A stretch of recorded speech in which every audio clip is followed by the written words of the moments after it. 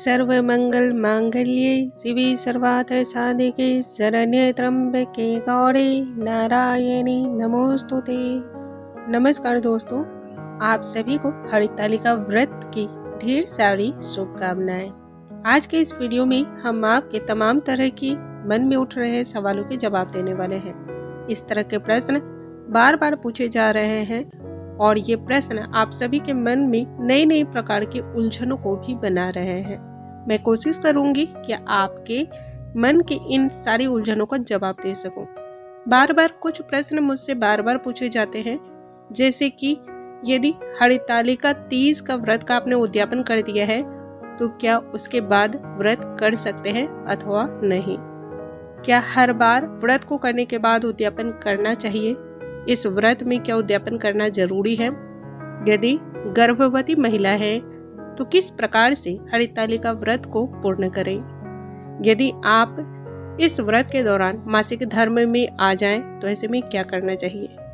गलती से भी हरितालिका व्रत यदि छूट जाए तो फिर ऐसे में क्या करें? सरगी कब करना चाहिए? क्या सरगी करना जरूरी है या फिर सरगी के नियम क्या है? ऐसी तमाम तरह के प्रश्न आ रहे हैं जिनकी आज के वीडियो में हम जानकारी देने की पूरी कोशिश करेंगे। आइए वीडियो को हम स्टार्ट करते हैं। नमस्कार दोस्तों, कैसे हैं आप सभी? उम्मीद करती हूँ आप सभी स्वस्थ होंगे, सुरक्षित होंगे और आप सभी के उत्तम भविष्य की कामना करते हुए आज का ये वीडियो स्टार्ट करती हूँ।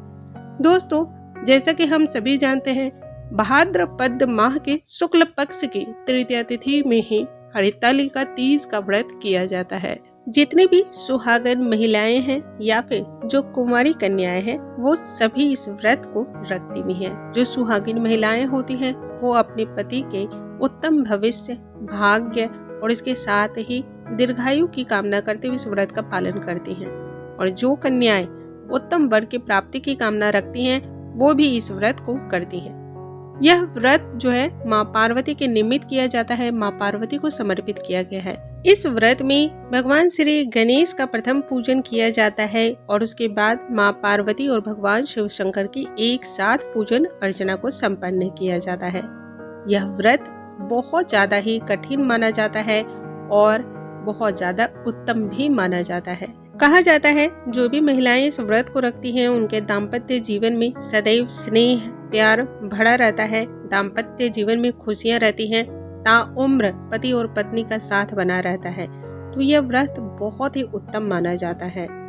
यह व्रत को लेकर के मन में कई प्रकार की उलझने आ जाती हैं।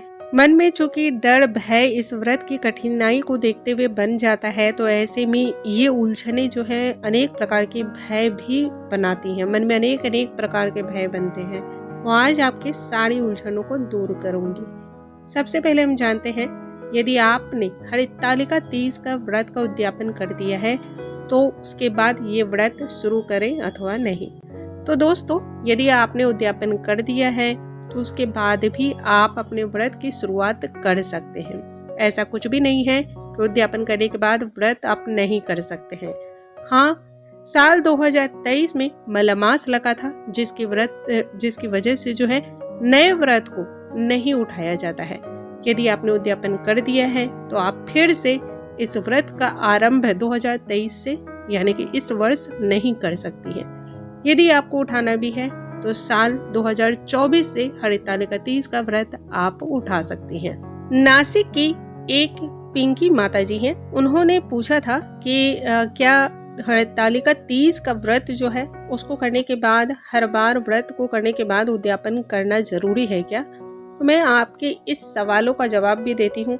शायद ऐसी बहुत सारी महिलाओं के मन में इस तरह के प्रश्न भी होंगे तो उनके भी शायद इसका जवाब मिल पाएगा। दोस्तों, वैसे तो हम जितने भी व्रत करते हैं जो संकल्प लेकर के करते हैं, जैसे कि 16 सोमवार का व्रत यदि करते हैं या फिर आप बृहस्पतिवार का व्रत संकल्प लेके करते हैं या फिर नवरात्रि का व्रत करते हैं, तो इन सभी में उद्यापन करने का भी विधान है। लेकिन हरितालिका तीज के व्रत में उद्यापन करने का विधान नहीं है, यानी कि आप इस व्रत का बार बार उद्यापन नहीं कर सकती हैं। इकट्ठे आप पूजा अर्चना कर लें, 10 साल, 11 साल, 21 साल, इस तरह से जब आपका व्रत हो जाए तब आप उद्यापन करें।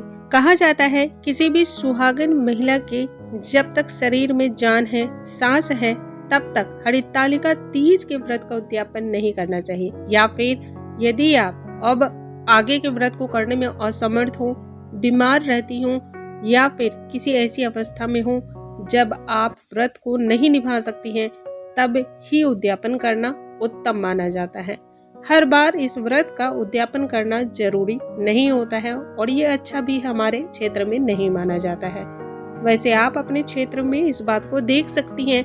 अगर महिलाएं हर बार व्रत करने के बाद उद्यापन करती हैं तो आप जहां पर रहती हैं उसी क्षेत्र के नियमों को मानना भी चाहिए।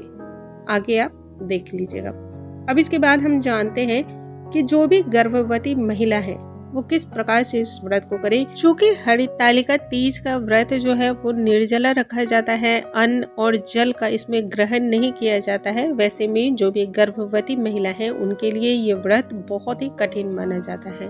तो दोस्तों वैसे भी यह व्रत जो है बहुत ही कठिन माना जाता है, लेकिन उसके बाद भी महिलाएं अपने पति के उत्तम भविष्य, आयु और सुख समृद्धि, आपस में दाम्पत्य जीवन में स्नेह बना रहे ताउम्र, इसकी कामना करते हुए अनेक प्रकार के कष्ट से भरा हुआ व्रत को रखती हैं।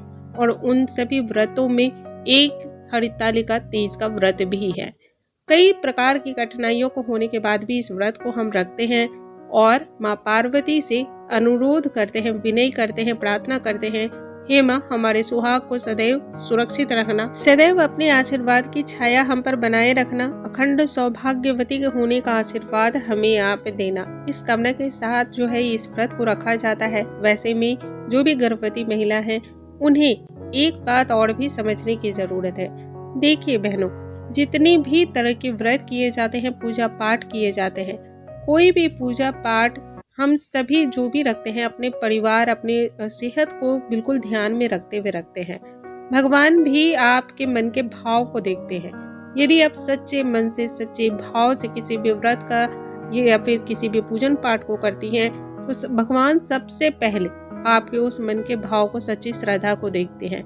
ऐसे में गर्भावस्था में यदि आप हैं, आपको दवाइयाँ लेनी पड़ती है, तो आपको याद रखना है कि पूजा पाठ आपको जल्द संपन्न कर लेना है। पूजा पाठ आपको कर लेना है और उसके बाद आप जल को पी सकती हैं या फिर आप किसी भी फल का भी सेवन कर सकती हैं। हाँ, फल में आप ध्यान रखें, जितनी भी खट्टी तरह के फल होते हैं उन्हें किसी भी पूजा पाठ में ना खाएं तो ज्यादा अच्छा होता है। एक तो ये कि इसे खाना अच्छा भी नहीं माना जाता है और दूसरा जितनी भी तरह की एसिडिक फल होती हैं, चाहे वो नींबू हो, संतरे हो, मौसम्बी हो, इन सभी को व्रतों में नहीं खाना चाहिए। एक कारण तो इसका ये भी है कि ये एसिडिक होती है और दूसरा कारण तो यह भी है कि इसे खाना सही भी नहीं माना जाता है। यदि आप इसे खाते हैं तो शरीर को ये नुकसान भी पहुंचाता है, क्योंकि आप खाली पेट होते हैं। पूरे दिन खाली पेट में जो खट्टे फल होते हैं वो और भी ज्यादा एसिडिटी क्रिएट करते हैं, गैस बनाते हैं। तो इसलिए भी हमें ये चीज ध्यान में रखनी चाहिए। और जब भी आप पानी पिए या फिर फल खाएं तो पूजा आप पहले ही संपन्न कर लें। अब इसके बाद प्रश्न आता है कि अगर गलती से भी हरितालिका तीज का व्रत छूट जाए तो क्या करना चाहिए। तो दोस्तों, यदि गलती से भी छूट गया है तो आप इस व्रत को वापस से शुरू कर सकती हैं। लेकिन चूंकि मलमास इस वर्ष लगा था, साल 2023 में मलमास की वजह से किसी भी व्रत को आप नहीं उठा सकती हैं। ऐसे में यदि आपको यह व्रत करना भी है तो साल 2024 में आप इस व्रत को उठा लें। उसमें किसी भी प्रकार का नुकसान का कोई भी संदेह नहीं रह जाता है। अब इसके बाद बात आती है कि सरगी कब करना चाहिए। तो दोस्तों, हरितालिका तीज के व्रत में सरगी का विशेष नियम होता है और सरगी किया भी जाता है। सरगी करना बहुत ही अच्छा शगुन भी माना जाता है। सरगी करने के लिए आपको ध्यान रखना है, सुबह 4:30 बजे के पहले आपको सरगी कर लेनी चाहिए, क्योंकि उसके बाद जो है ब्रह्म मुहूर्त शुरू हो जाता है और ब्रह्म मुहूर्त में सरगी करना अच्छा नहीं माना जाता है। दोस्तों, मुझे उम्मीद है आज की यह जानकारी आप सभी को पसंद आई होगी। जानकारी पसंद आई हो तो इसे ज्यादा से ज्यादा शेयर करें ताकि मुझे भी अच्छा लगे, क्योंकि बहुत ही मेहनत लगता है आपके सारे सवालों के जवाब ढूंढने में और उसे तैयार करने में। अगले वीडियो में नए कंटेंट के साथ फिर से मिलेंगे, तब तक के लिए नमस्कार।